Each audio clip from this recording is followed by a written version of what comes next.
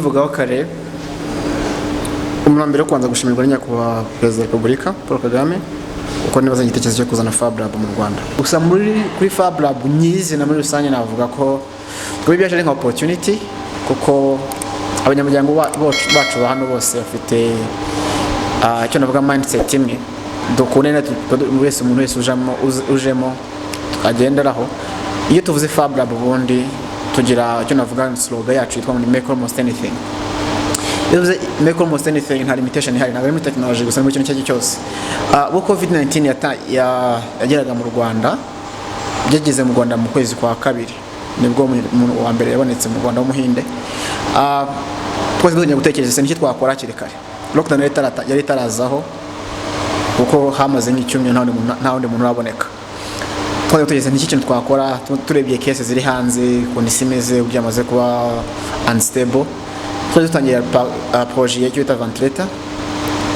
Ni projet navuga ngo nagace umuntu yakwihutira ugikora kuko gisaba kwanza ku understanding, kumva neza uburyo umubiri w'umuntu ukora, kugira cyo gukora imashini zifasha abantu guhumeka. Nanone tukiri gukoraho dufite ama prototype arenga nitwo gidukora, tukazikora tukasanga imifite ikibazo, ukayisenya kugira ngo ukore indi ugenda updating.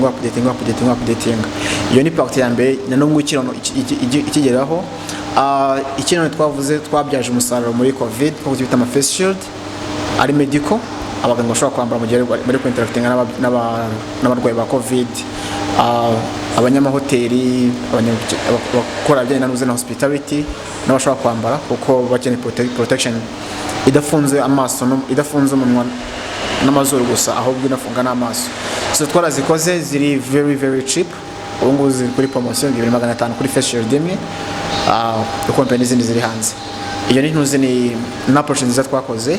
Ntaho twarekeye aho ngaho, twakoze nizo bita sanitizing tunnel imeze nk'iyo mu minsi ishize RBC yerekanye ibakoranye na SMS group. Gusa twarikoze abakurikira Twitter yacu bagiye babona ntuze demo yayo, tuyikora no ku muryango wacu. Company yacu imwe dufite hano iri gukora kuri zino z'amabazi z'amazi. Hari ikibazo gihari mu gihugu kijyanye n'amazi by'umwihariko, aho usanga abaturage barimo bareklama ko amazi ahenze, babona facteurs zitumvikana, bashaka exactement. Hari company imwe dufitemo hano irimo akora cyo ndavuga ni testing phase, isuzuma rya produit yabo. Bafite z'amabazi 3 zitandukanye, bafite zikora nka zino za cash power, ugura amazi kuri telefone, amanite y'amazi akajya muri konti yawe, yashiramo amazi akifunga. Hari izo bishyura nyuma y'ukwezi, hari n'iziri public nk'uko twavuga amakiosk, tuzu tw'amazi wese afite karita akagenda agashicomekamo amazi akivoma, ari amafaranga agenda ku ikarita. 250 nk'uko musanzwe mubimenyereye. Twabwiye ko tuzadutembera mu ngeri zose zitandukanye, haba mu buzima, ikoranabuhanga, ubukerarugendo. Ni kubw'izo mpamvu twasuye ikigo kimwe gishinzwe innovation haba mu bintu bijyanye na ICT. Twagira ngo dutangire tubaha ikaze. Murakoze. Mwaba mwitwa bande? Nitwa Rambere Rindana, abandi project manager muri Fab Lab Rwanda. Gambarambuye atari ibine, sinzi nimba ari ibine, nimba ari iki. Fab Lab mu magambo arambuye nimba gize n'iki bisobanura. Abantu bajya bakunda kugira kubyitanya ko ese ni Fabrice Lab n'iki. Oya, Fab Lab mu magambo arambuye ni fabrication laboratory. Gusa twongera kandi kantu kabanza digital. It's a digital fabrication laboratory. Gusa tukabyoroshya ari nka Fab Lab kuko Fab Lab ni brand name ya user laboratory zose ku isi. It's called fabrication laboratory. Make almost anything. So numva ijambo make almost anything, it's making fabrication. Your Fab stand, lab, it's a laboratory stand in the, yeah. So then kwenye ijambo fabrication laboratory Rwanda. Fabrication laboratory. Yeah.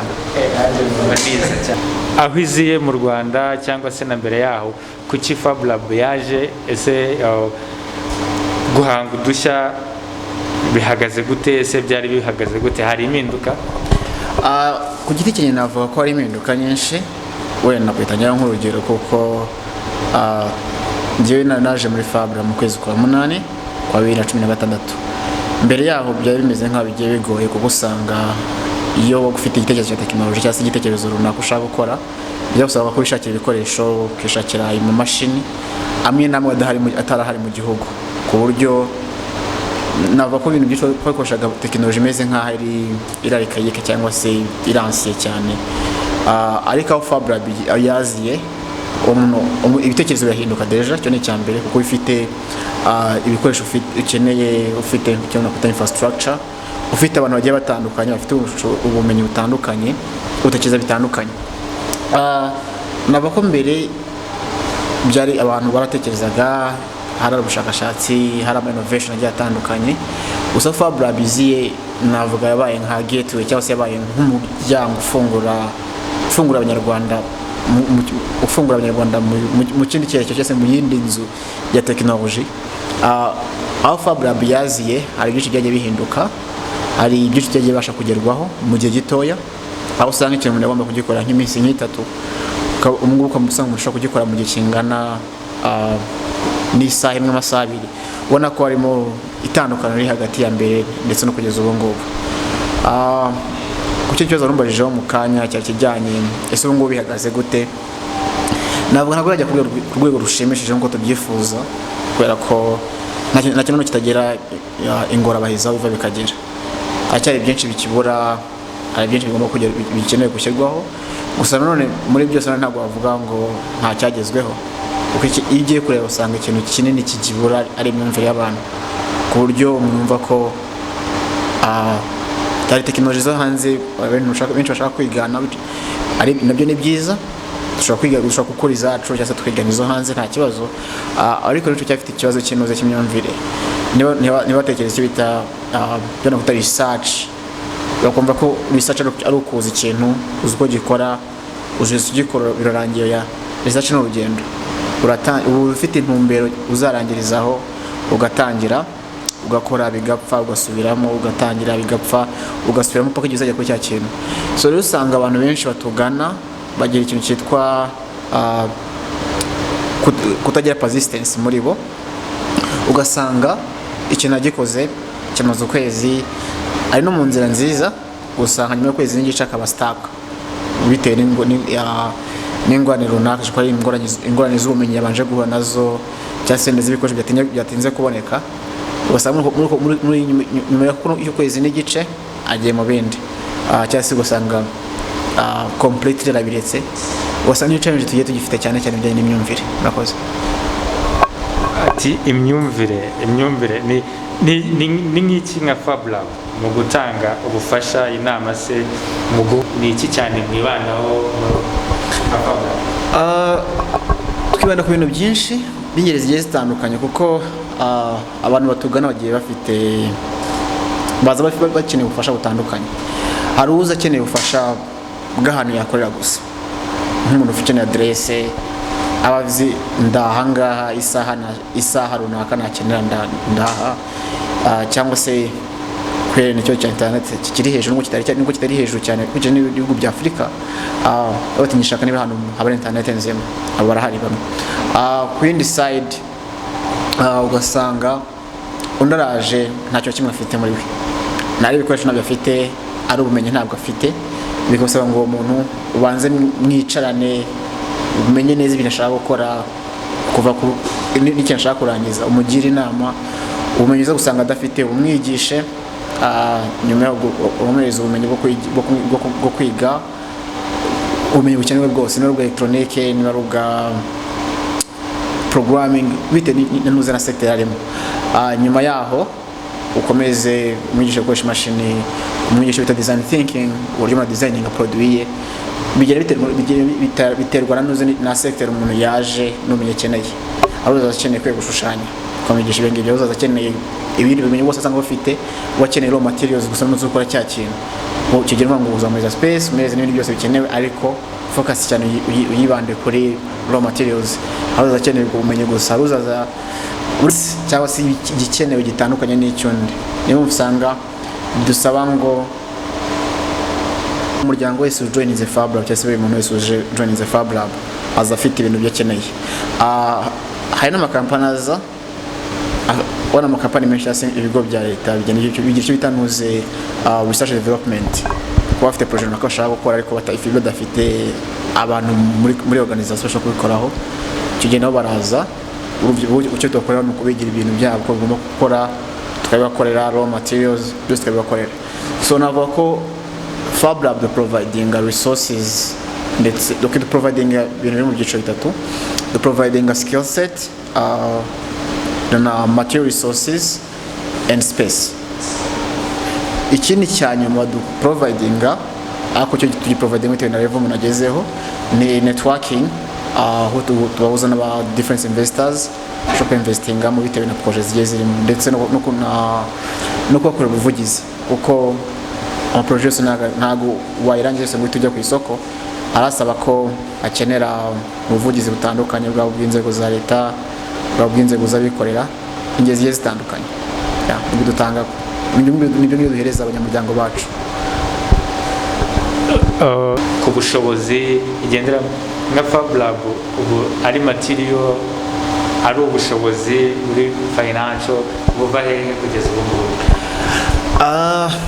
uzi ikibazo nyine byansaba ngo nsubire inyuma ho gatoya by'umwihariko mwiza rya bagenzi banjye no kwanza gushimira nyakubahwa Perezida wa Repubulika ko niwe igitekerezo cyo kuzana Fab Lab mu Rwanda cyaturutseho anabishyiramo imbaraga paka igihe ibereyeho gusa nanone nk'uko ahora bitubwira nk'abana b'u Rwanda nitwe tugomba kwishakiramo ibisubizo ntabwo bavuga ngo uzagendera kuri fund cyangwa uzagendera ku nkunga ya leta kuko nayo bafite bari ibindi byiciro byinshi bikeneye kujyamo kugeza ubu ngubu Fab Lab hari inkunga za leta twakira aho dukorera ni leta ihaduhereza internet dukoresha umuriro amazi ko dukora ibice bitandukanye ake bigeze mu cyo twita ngo ni muri operation cyangwa se uburyo izo raw materials duhereza abantu ibyo byose nka Fab Lab nkuko tangiye bivuga twishatse natwe ibisubizo dufitemo parties zigiye zitandukanye dufitemo partie yitwa ngo ni research and development aho dufasha urubyiruko tugana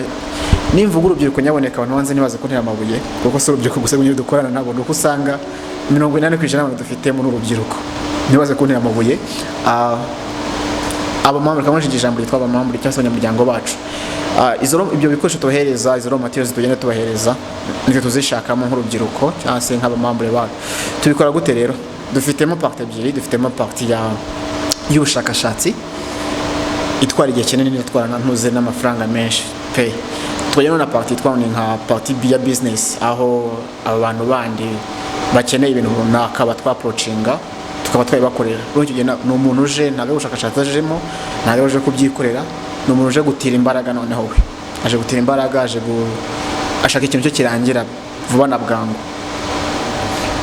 so ugasanga uwo muntu we arashaka ikintu bitewe n'igihe gito afite n'ukuntu cyihutirwa akaba yaza tukakimukorera so ibyo byose dukora bimeze nka external resources cyangwa se nka consultant bigira amafaranga bitwinjiriza so abantu bandi batwaproachinga bashaka ko tufasha izo gahunda za R&D kwakora produit zabo ari n'amafaranga aza muri Fab Lab twangiza twayafata twayigira iki twainvestinga back muri abanyamuryango bacu bayakeneye mu buryo dukoramo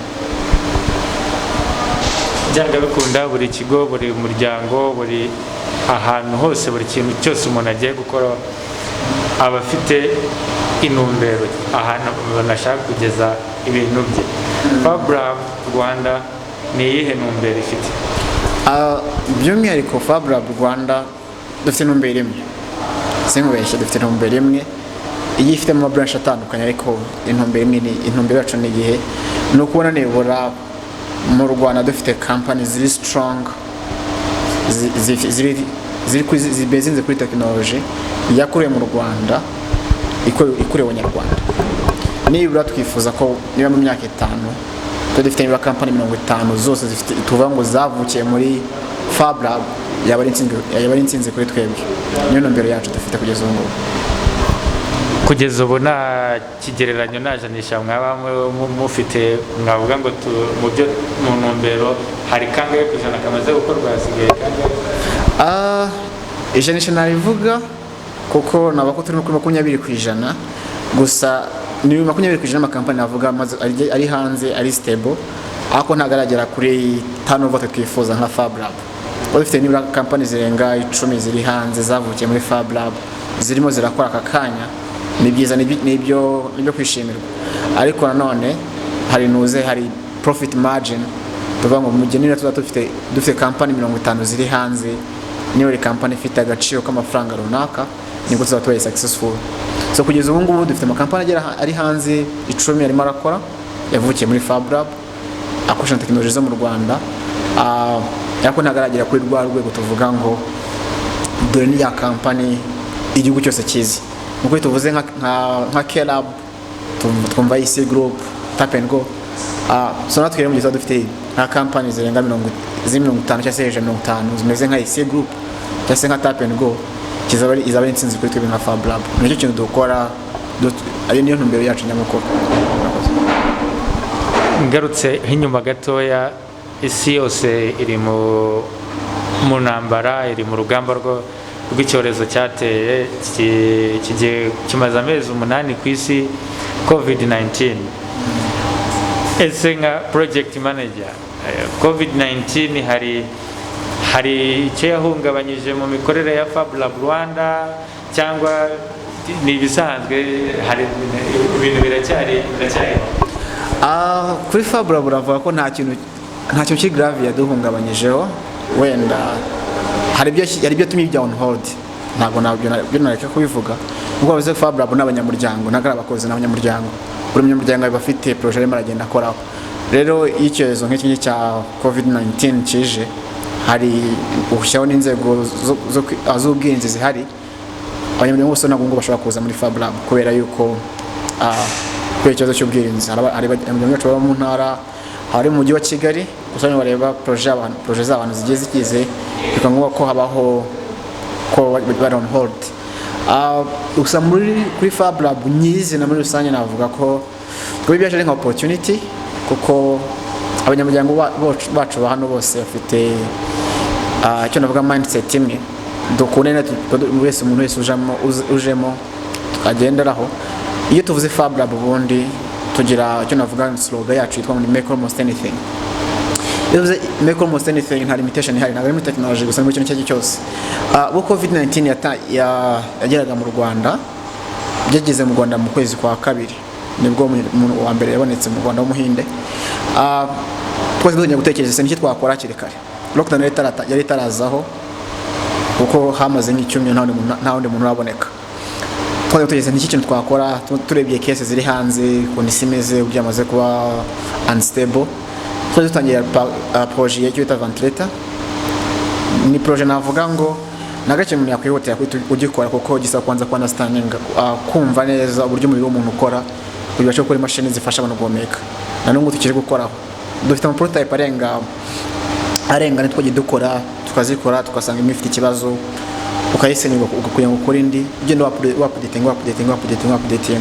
Iyo ni part ya mbere. Nanone ikigeraho ikintu twavuze, twabyaje umusaruro muri COVID, kuko bita ama face shield ari medical, abaganga bashobora kwambara mu gihe bari interacting n'abarwayi ba COVID, abanyamahoteli, abakora bijyanye na hospitality n'abashobora kwambara, kuko bakeneye protection idafunze amaso, idafunze umunwa n'amazuru gusa, ahubwo inafunga n'amaso. So twarazikoze, ziri very cheap. Ubu ngubu ziri kuri promotion 2500 kuri face shield imwe, uko n'izindi ziri hanze. Iyo ni approach nziza twakoze. Ntaho twarekeye aho ngaho, twakoze nizo bita sanitizing tunnel, imeze nk'iyo mu minsi ishize RBC yerekanye bakoranye na SMS Group. Gusa twarikoze, abakurikira Twitter yacu bagiye babona ntuze demo yayo, tuyikora no ku muryango wacu. Twabaye stack, ntabwo dutinye kubivuga, twabaye stack kubera inzego zibishinzwe kugeza na n'ubu nizira twaprovinga imiti igomba gukoreshwamo. Biteye ikibazo, kuko twebwe business yacu ntabwo gucuruza imiti, business yacu twarimo twintroducinga ko ari gukora machine gusa. So gusa none ntibatwemerera ko twayishyira ku isoko ngo abazikeneye bataye kuzikoresha. Kugeza no mu ngurugwa mu kwezi kwa gatanu, turacyategereje ko badukonfirma imiti ya sanitizing ushobora gusprayinga ku mubiri ntiteze ikibazo cy'uruhu. Hari twa propose twebwe baravuga ati nta kibazo ariko uracyari kubyigaho, niba duhereza approval natwe muzari mashini zacu ziri hanze umuntu anyuramo ikamudesinfectinga. Murakoze. Ni igikorwa cyiza mwakoze kuko muri ibi bihe biragoye guhora abantu, nimba mwarabashije kugira produit musohora umuntu yacamo ikamusikana ikareba ko nta covid afite, twababwira ngo courage, félicitations. Ariko ahantu hose mu bintu byose nta kintu kitagira imbogamizi. Imbogamizi muhura nazo cyane cyane nizihe nk'abantu bakora research na innovation? Imbogamizi ziba ari nyinshi, byaba byiza specifying bati muri cyo gihe cya covid na nyuma ya covid cyangwa se mbere ya covid, kuko niho byaba more clear cyane. Ndakora mu gihe twese turimo aka kanya cya covid, muri kano kanya challenge duhura nayo cyane no kuri sourcing materials zigiye zitandukanye, kuko supply chain yose navuga ko yabaye yarashegeshwe. Niba ibikoresho mukora mu Bushinwa, niba ibikoresho muvana mu ntara, supply chain ifite ikibazo. Niba uko mukeneye ibende n'uvuge n'urugero njye utanga, bo mukeneye ibikoresho vana no kujya uri gukora mu Bugesera kujyayo before byari byoroshye. Uretse ikintu genda lockdown maze koroha, ushaka kujyayo biroroshye ariko biragoye cyane. Nk'urugero nka company yacu dufite hano iri gukora kuri zino z'amabazi z'amazi,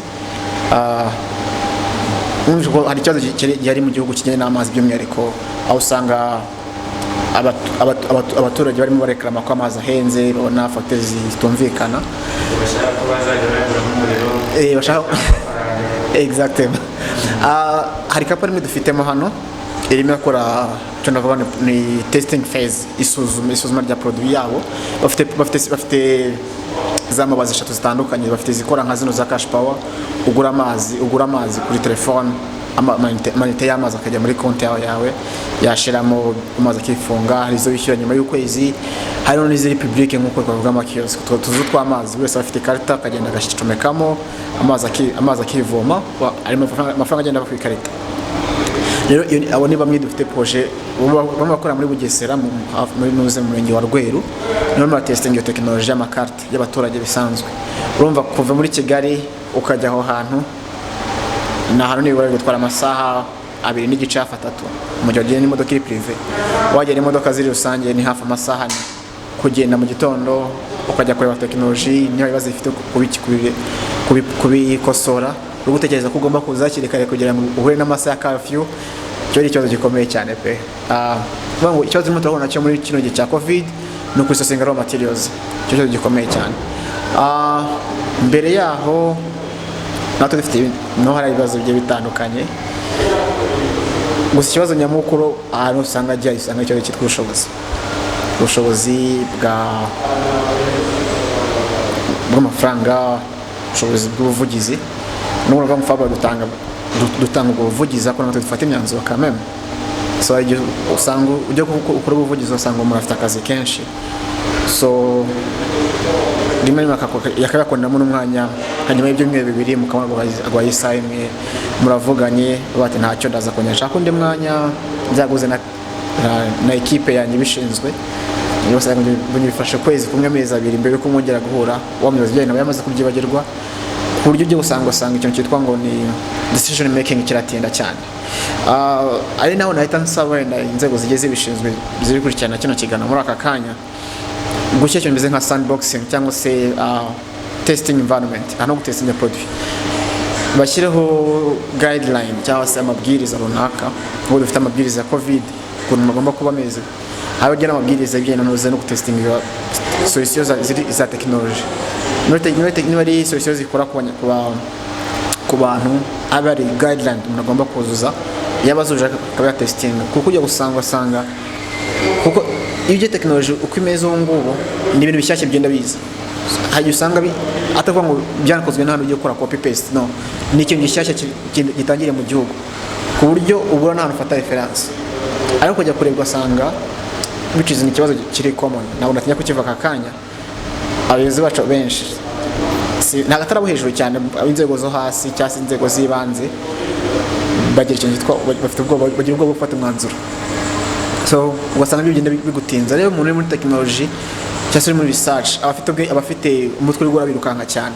Iyo umuhodinze rimwe kabiri gatatu ukwezi kumwe amezi abiri amezi atatu umwaka kwa ntabwo bakiri muri domain aba yamaze kuyivamo uko abakeneye ku kintu bimwe biratanga. So rero ndafite produit aho ngaho yicaye aho ngaho yabuze unavanga uburenganzira cyangwa se reka kuvuga ngo uburenganzira yabuze uruhushya hoshi ijambo ryoroshye rimwe kinyabupfura yabuze uruhushya rumwemerera gutestinga iyo produit ye biba ikibazo turabafite benshi bajya bafite ama produit ariko ataremerwa gutestingwa kubera nta guideline cyangwa se nta sandboxing isanzwe hari igenewe abo bantu nyirizina.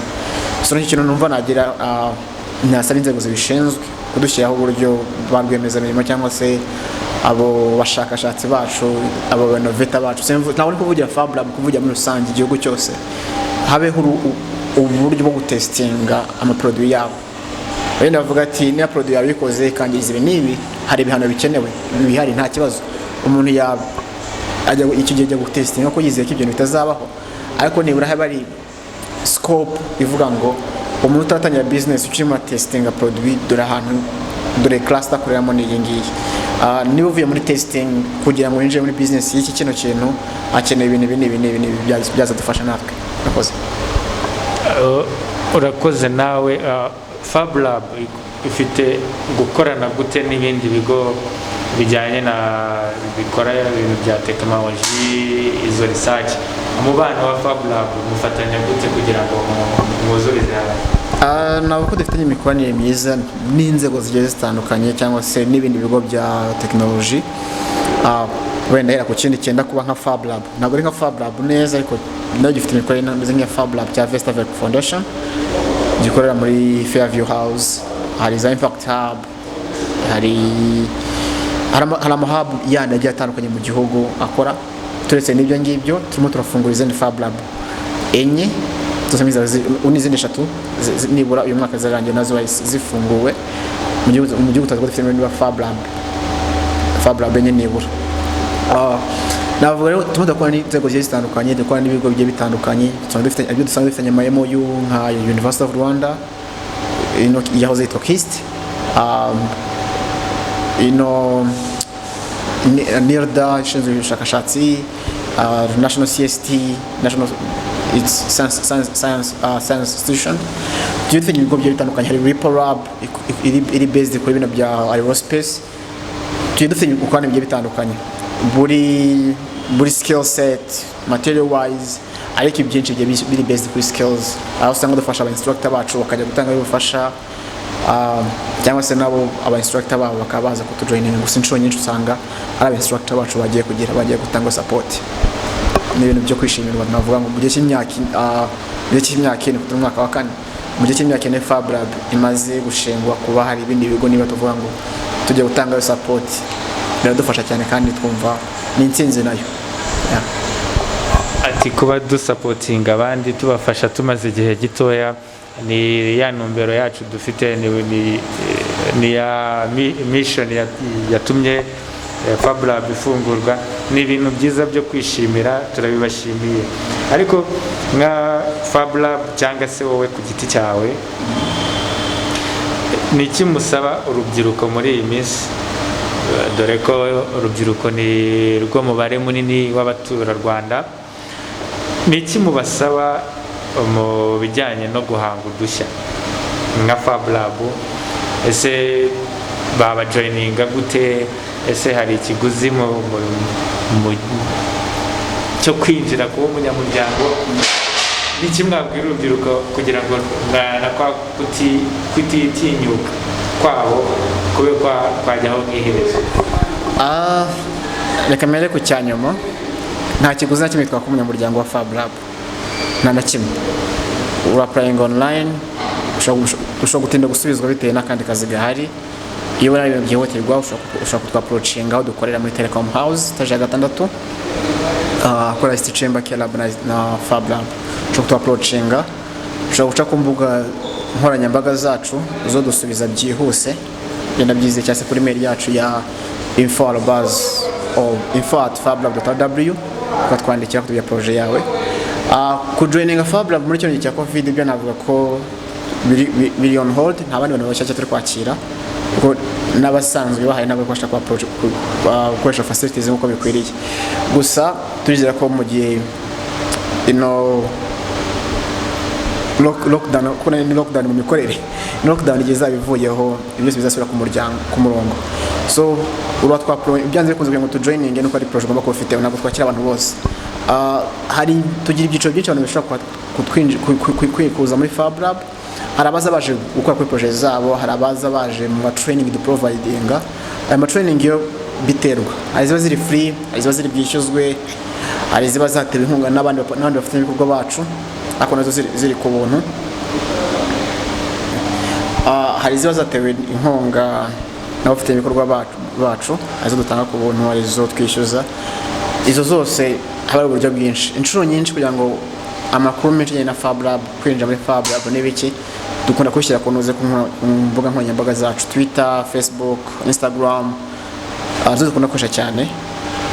Mwadusuraho ni Fablab Rwanda cyangwa Fablab_Rwanda. Bisubire kwa Fablab Rwanda, nta wundi muntu Fablab Rwanda cyangwa se n'indi account yitwa Fablab Rwanda. Mwadusura niho dushyira amakuru yose ajyanye no kwinjira muri Fablab, bikora muri Fablab, no tugenda twapdating abantu bose. Ni naho uramutse ikibazo cyihutirwa urakibaza inbox, uratwandikira inbox turagusubiza. Dufite n'abantu barenze 5 bashinzwe gusubiza ibibazo bigiye bitandukanye. Turi musozo twagira ngo tubaze Minisiteri y'ikoranabuhanga mufatanya gute, hari inama bagira iyo iri hagaze hehe kuri research mukora mu Rwanda? Navuga ko Minisiteri y'ikoranabuhanga na innovation, innovation dukwana bya hafi naba ni close friend. Sometimes cyane inshuro nyinshi ibyo bitagusaba ko unabandikira bwamagana uko n'abantu bahora hano. Minister ahora hano inshuro nyinshi adusura. PSO cyane mushyashya ariko nka PSO ucyuye igihe ubunguri state minister Claude Tirere yabaye Fablab. So it's like ni ibintu byoroshye cyane, yavuye muri Fablab ajya muri Minai City. Nabako turakorana cyane, aba staff babo bose turi in touch, dukora muri ntuze n'ubujyanama n'ubuvugizi. Inshuro nyinshi dukeneye ibintu by'ubuvugizi cyane niba twa approachinga no bakagenda badoza n'izindi nzego zigiye zitandukanye.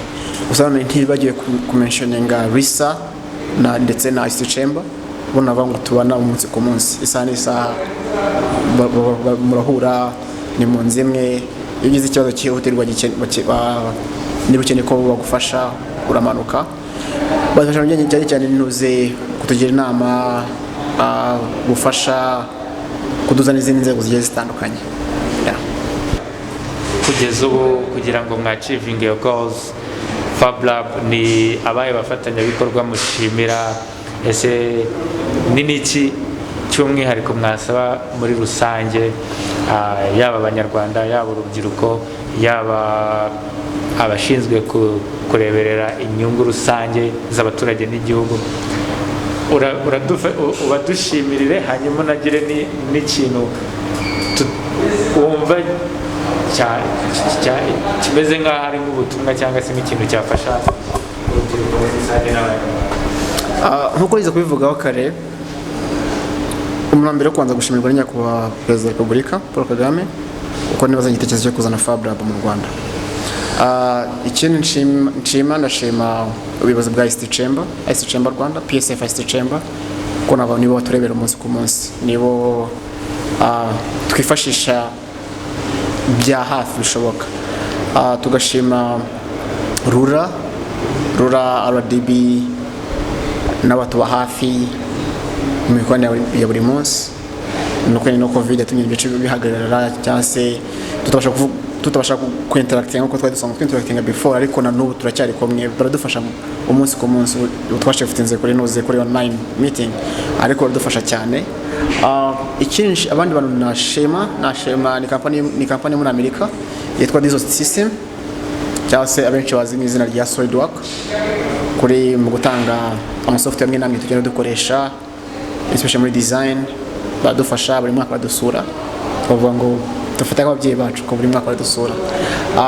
Abandi ni MIT yo muri Massachusetts Institute of Technology, especially lab yabo yitwa Media Lab ndetse na Center of Bits and Atoms.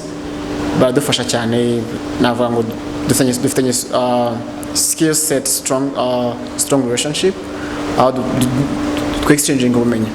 Hari igihe nurutse kuza ariko nabajya bakunda kuza, ariko na n'ubu turacyakorana kujyanye n'ubumenyi. Turi muri network yabo, tubasharinga ibyo twabashe kugeraho, nabo bakadusharinga ibyo twabashe kugeraho. Haba ari ikirenze ubushobozi bwacu, kuko nta muntu umenya byose.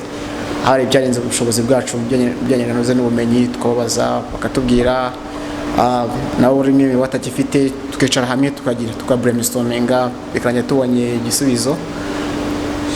Hari inzego nyinshi zo gushimirwa, ntabwo zose nazishyira ku murongo nzirangize, gusa by'umwihariko nk'uko navuze abenshi dushimira bari hano inyuma yanjye kuri bana.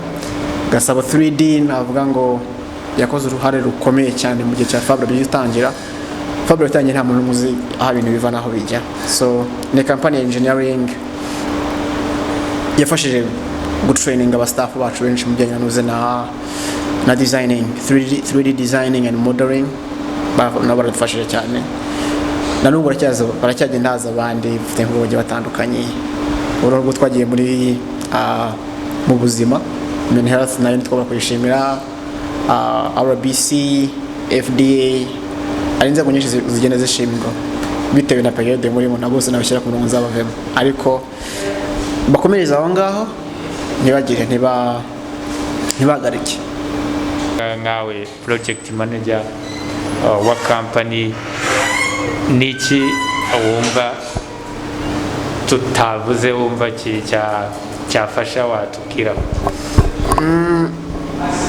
Hari byinshi, gusa hari kimwe kibanze ku bijyanye na nuze na n'ubushakashatsi y'abantu bari muri no field y'ubushakashatsi. Igihe cyose ufite igitekerezo utaragitangira uri gukererwa. Singa nguze muri Fab Lab ari hose ushaka kugikora no mu rugo mu garage. Nanjye mbere ko nze muri Fab Lab nakoraga mu rugo, icyumba cyanjye cyari laboratoire, ni defo y'abahungu hafi ya bose, usanga icyumba ari office ari ibintu byose, aho icyumba cyanjye cyari laboratoire. So igihe cyose uzagira igitekerezo uzagikorera, ntuzavuye nta resources ufite, kuko n'ubundi still ukoresha ikarita 500 ya buri munsi yo guhamagara cyangwa se internet. Wanywa ku gacupa niba ntujya munsi ya 2 amakeya, biterwa n'ubuzima ubayemo. Niba ukunda gusohoka isohotse nibura amake spendinga wenyine ni 20 cyangwa 10 iri wenyine. So uzagire priority ibyo ni cyo ushaka kugeraho, kuko ntuzakora ikintu utazi ikintu ushaka kugeraho. Nuko research yo kwiyamiza ntabwo uzayirangiza, ako nuko uvuga ngo ngiye gukora kino kintu, ngiye kugitanga amaraso yanjye yose. Niba kugitanga amaraso yanjye cyagishobora no kuva ati saa sita sindi buryo kugira ngo abinere kurya uyu munsi n'ejo nyakire ko cyo cyabasha kugikora. Icyo nabwira nazaje umuntu mu guca intege muri research, iyo utangiye cyo nta muntu umukumva, no one, nta muntu umukumva. Cyekane uri muri sector imwe n'ushobora kugerageza kukumva, ariko iyo ufite igitekerezo ni wowe wenyine ugifite mu mutwe wenyine. Nawe nta wundi, niyo haza undi muntu ugifite akagikora ntabwo ushobora kuba gihuye n'icyawe. So beto uzakora uko ushoboye kose, ntuzaye kwaka ubufasha ugitangira, ntabwo uzabuguha pe. Nicyo na garantinga.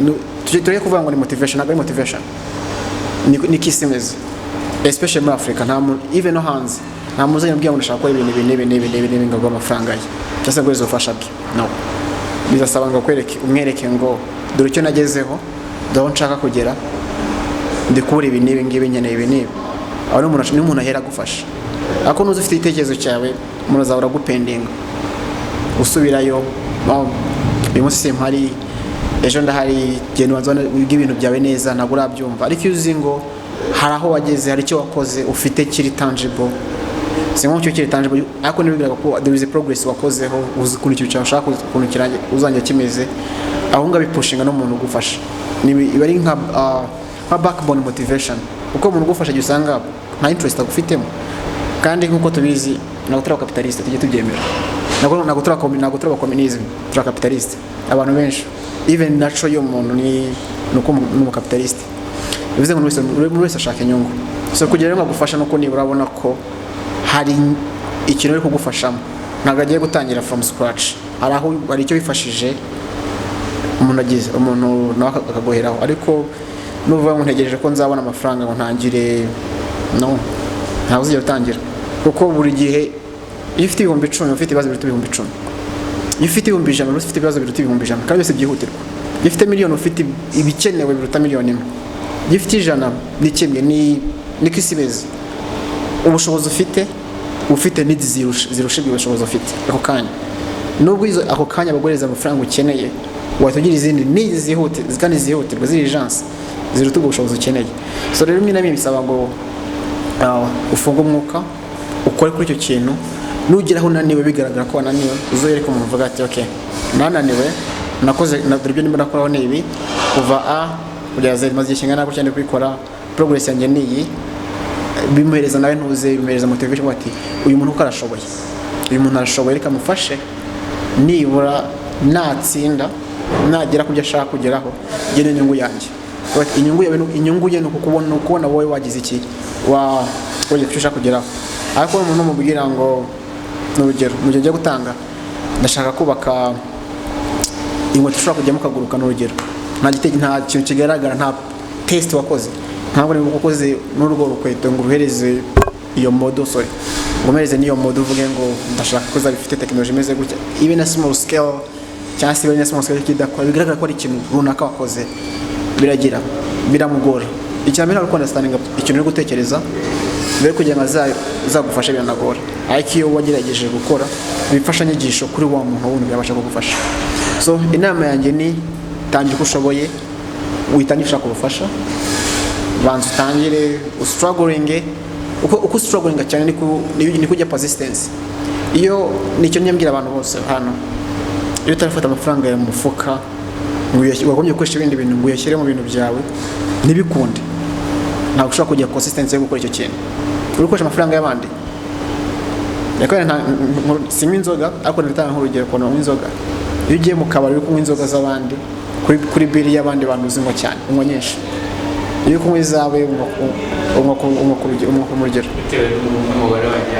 bitewe n'umubare wajyanye uvuga ati nze gusiga n'abase y'itike sibyo so no mu buzima busanzwe niko bimeze iyo ikintu utafashe amafaranga yawe cyangwa se utafashe ubutunzi bwawe ngo ugishyiremo biragukugereza agaciro ari nacyo usanga inshuro nyinshi abantu benshi bava mu bya research kuko ni ikintu gitinda iyo utafashe amafaranga ngo uyashyiremo wumva ukuntu biryana biragoye totally biragora so cyo nagira urubyiruko inama niba ushaka kujya ku cyo cyose ushaka kuzagera mu buzima bizagusaba kwisacrificing numara kwisacrificing niba uzabona umuntu uzagufasha ariko nutisacrificing at the beginning no way uzagufasha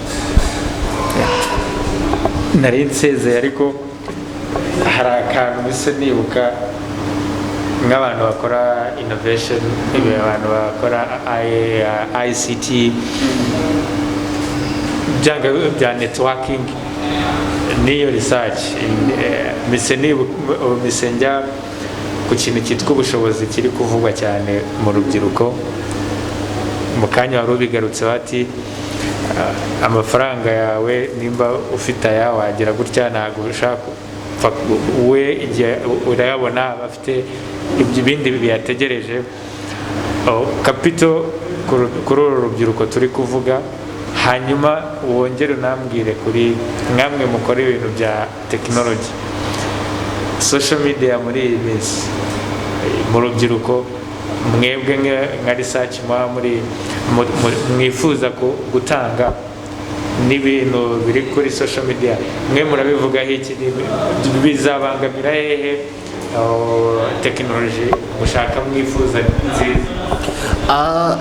Kuri side yanjye navuga ko social media ni ikintu kwacyo, ni tool. Nkuko muri aka kanya mukoresha microphone ngo dufate amajwi, cameraman agakoresha kamera ngo dufate amashusho. Social media ni tool, ngo biterwa n'icyo gukurikira.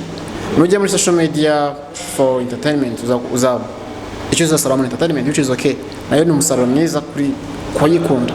Sinabona umusaruro mubi kuko twese nabo dukunda entertainment. Cyangwa se buri wese afite entertainment igiye itandukanye, ashobora kumara amasaha 5 kuri YouTube umunsi wose, ariko se ayo masaha 5 cyangwa se umunsi wose amaze kuri YouTube ni ibiki ndimo ndebaho, byanyunguraga iki, ndimo nduka bingana gute? So social media wayikora ibintu byose, wayigiraho, wayibona networking, ubona ibintu byose. Opportunities yose yo hanze amenshi 70% opportunities yo hanze y'igihugu menshi ava social media. That's the reality. Ariko uzasanga umuntu ntabwo ariko nyabura kare mbonera amabuye aho tuzagurira mu nzira. Usanga umuntu ahereye saa 9 za mu gitondo, igare, abahungu bafite ubushyuhe n'ibiki, izo ndirimbo zose ahereye mu gitondo agejeje nimugoroba yikumva indirimbo. Nabyo biraruhura mu mutwe pe, biraruhura mu mutwe, ni byiza. Natwe turabyumva, turacyari urubyiruko turabyumva, niza ushenje akameze twazumva, ariko giramo igihe uvuga ati se ko ikintu cyari kuri social media cyo gitwara bando nyinshi burya. Nabicekinze neza. Instagram itwara bando nyinshi kurusha YouTube. Sinzi mwagize muri kwa research. Instagram itwara bando nyinshi, itwara internet nyinshi kurusha YouTube. So it depends n'ikintu giye kuri social media. For us kuri nkatwe social media ni iki bundi, ni ufite aba followers benshi, social media wakora business, wakamamariza abantu, cyo ni cyambere, wakoresha mu mazaba wamuriza ibyo bintu, cyo ni cya kabiri. Ikindi ngo ukuri gutangira ikintu mu Rwanda tugiye defemwe pe, Abanyarwanda buri kunyumva ndi defo tugera twese, tugiye defo ko gukopera, ntabwo tuzi gutekereza. Majority simvuze ngo ntitubizi completely, gusa majority tugiye cyo gukopera, uvuga ngo kana kakoze iki nanjye ngikore. Nemo dusanga ibisenge byose bigize gutya, byubatse bishinze hejuru. So uvuga ko nta zindi design z'ibisenge zihari around, avuga ngo kana kakize iki ngiki nakanyishyire iki ngiki. Musi binyuma nko muri 2003 2002 amatara hano hari amatara Fanta bikonje, ahantu hose wacaga metero ijana usanga ari amata Fanta bikonje. So social media twayikoresha twese, nanjye ndi active kuri social media, nubwo nayikoresha cyane ariko niba igihe kinini sigomba gupostinga, aho nkunda kureba amakuru yayo ariko. So niho umenya technology igezweho ni iyi ngiyi, niho uhuriraho n'abandi bantu bafite mindset zimwe na zimwe, nk'aba abacuti banjye benshi bo mu zindi laboratoire nyinshi zo hanze z'amafab lab yo hanze, benshi duhurira kuri social media cyane kurusha ahandi hantu hose abaho. So social media wayikoresha uri kwiteza imbere mu bijyanye n'ubumenyi, wazikoresha kumenyekanisha ibyo ukora. Ikiri kintu n'icyo batazi ma company, social media tuzikoresha nabi. Go posting ibintu ukora kuri social media nagari byo creating awareness, no, ni partie gusa, partie nini cyane ariyo n'icyo tudakora benshi ni feedback. Ntabwo dukunda gufata customer reviews ku social media. Kuri social media muragoreza review n'umutima we wose, ntabwo kubeshya. Bati ikintu ni kibi barakikubwira, ikintu ni cyiza kikubwira. So ntabwo abantu bafite ama company cyangwa se urubyiruko tukunda kora izo reviews zaje, especially kuri product. Wakoze produit uri gutestinga, yishyira umuntu niba utawimishuje, iyo ugiye kuri ukavuga ati wenda n'urugero how to operate microphone YouTube, sibyo nugera uzasanga uko na Facebook ngo bimeze nk'ari kugenda bitandukana, ariko yego byose nabwo ko bikosora ngo uzabivemo, ariko nibura at least ese kintu kuri priority ingana gute, n'abantu bangaye bagikureminze kuri nagikoraho. So social media tuzikoreshe mu buryo bwo kuzamura ubumenyi, bya communicating, kwihuza n'inshuti ni byiza, ariko tuyikoreshe mu buryo bwa marketing, tuzibyaza umusaruro. Uvuga ngo uragura amanite kandi nagendere kuri minimum cost abantu bashize kuna gutwara. Samuna guze bando y'ijana, franga 100 ku munsi, nayo amafaranga makeya, nako amafaranga menshi cyane, nako amafaranga menshi kuri site. Uko ijana utari buze ko igarura abari igihombo, nabagiye mu gifuvu ngo ni calories z'umubiri. So you should spend kuri social media making sure ngo niba ufite aka business gato cyangwa se niba ufite inshuti nazihuye nabo turimo turakora nabonye ubumenyi bundi bungana gutya, cyangwa se niba nabashije kubona review za produit gatokanye ariko yo ku isoko, nibibe ikintu kimeze nka zikoresha nk'isoko uko banye social media barunguka ariko ushobora kubanuza, ushobora kubona marketing ivuye kuri social media for free of charge mu gihe niba mu celebrities wabikora cyangwa se nawe ukabyaza amafaranga cyo numva navuga kuri social media cyane. Urakoze cyane manager kuba wemeye kuganira n'imfura 250. Reka tugushimire kandi intumbero mufite nka Fab Lab Rwanda zizatera imbere, mukomeze mufasha abana b'u Rwanda ndetse n'isi muri rusange kugira ngo tujye muri digital, tuve muri analog n'ababyabaza.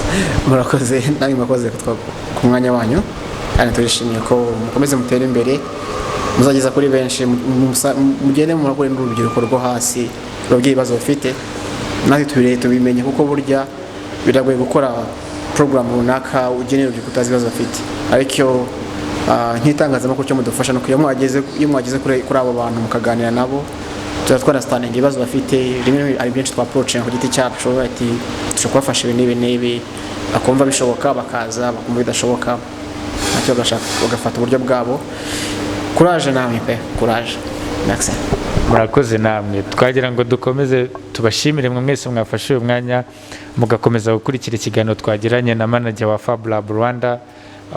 Mwatwe nk'imfura 250 turabibutsa kutavaho udakoze subscribe, wowe utarayikora tugusaba share, ukasharinga na bagenzi bawe ibyo waba wigiye muri iki kiganiro twagiranye na manager ushinzwe projet muri Fab Lab. Nizo comment zawe nkuko mu kanya bikomoje bavuga ngo izo review naga abantu bazaha agaciro, twebwe tuziha agaciro kugira ngo dukomeze tutere intambwe ijya imbere. Mwakoze cyane kudukurikira.